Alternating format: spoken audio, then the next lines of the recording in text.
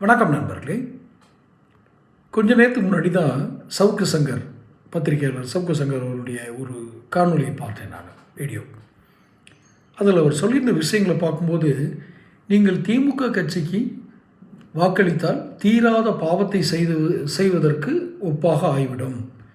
அது ஏன் திமுகவுக்கு வாக்களித்தா தீராத பாவம் செஞ்ச மாதிரி ஆகும், அது எப்படி சரியாகும் அப்படின்னு கேட்டிங்கன்னா, எல்லா துறைகளிலுமே அவருடைய ஊழல்களை ஆதாரங்களோடு நிரூபித்து கொண்டிருப்பவர் சவுக்கு சங்கர். அந்த ஆதாரங்கள் போய் அந்த ஆதாரங்களை நாங்கள் ஏற்றுக்கொள்ள மாட்டோம் என்று இவர்கள் கூறினால் அதை தாராளமாக நீதிமன்றத்தில் அப்பீல் பண்ணிக்கலாம். அதில் ஒரு உதாரணம், கார் ரேஸ் நடத்துகிறது. அந்த கார்கள் எல்லாம் பல கோடி ரூபாய் மதிப்புள்ள கார்கள்.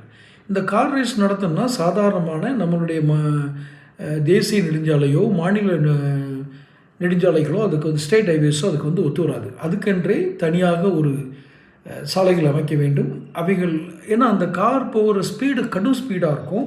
அந்த வேகம் அந்த வெயிட்டை தாங்கிறதுக்கும் அந்த ஓடு வேகத்தில் அதனுடைய அழுத்தத்தை தாங்குவதற்கும் தகுந்த சாலைகள் வேணும்.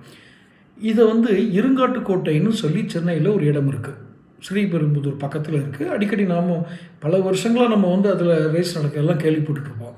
அதில் நடத்தாமல் 2024 September, I think October to September நினைக்கிறேன், அந்த இது நடத்துனாங்க கார் ரேஸு. யாருக்காக?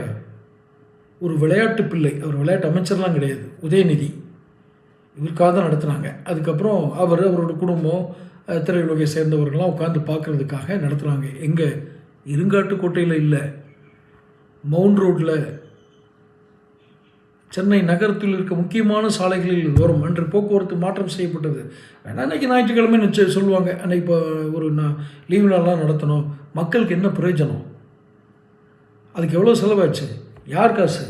உதயநிதி அவர் பாக்கெட்லேருந்து ஒன்றும் எடுத்து கொடுக்கல, இல்லை அவர் அப்பா அவருக்கு பாக்கெட்லேருந்து எடுத்து கொடுக்கல, இல்லை அவர் தாத்தா சொத்து விற்று அந்த ரேஸ் நடத்தலை. 42 கோடி. ஒன்று நல்ல ஞாபகம் வச்சுக்கோங்க, நீங்களோ நானோ ஒரு வியாபாரம் செய்ய வேண்டும் என்றால் நம் சொந்த பணத்தை போட வேண்டும், வங்கியில் கடன் வாங்க வேண்டும், யார்ட்டையாவது ஒருத்தர் வாங்கி போடணும், ஏதோ ஒரு பணம், அதற்கு நாம் கடுமையாக உழைக்க வேண்டும். ஆனால் இவர்கள் மக்கள் வரி பணத்தை எடுத்து அப்படின்னு போடுவாங்க. அது எதுக்கு? ரேஸுக்கு. இவங்களை திரும்ப தேர்ந்தெடுத்தால் மகா பாவம் செஞ்சதுக்கு உள்ளாகிறது தானே. உண்மை தானே அது? உங்கள் கருத்தை தெரிவிங்க. இல்லைங்க தப்புங்க, அந்த ரேஸ்லாம் வந்து நிறைய ஸ்பான்சர் கிடைச்சாங்கன்னு சொல்ல முடியுமா? வெளிநாட்டுக்கு போகும்போது கிடைக்காத ஸ்பான்சராக அந்த ரேஸ் கிடைக்க போகுது. சிந்தித்து வாக்களியுங்கள்.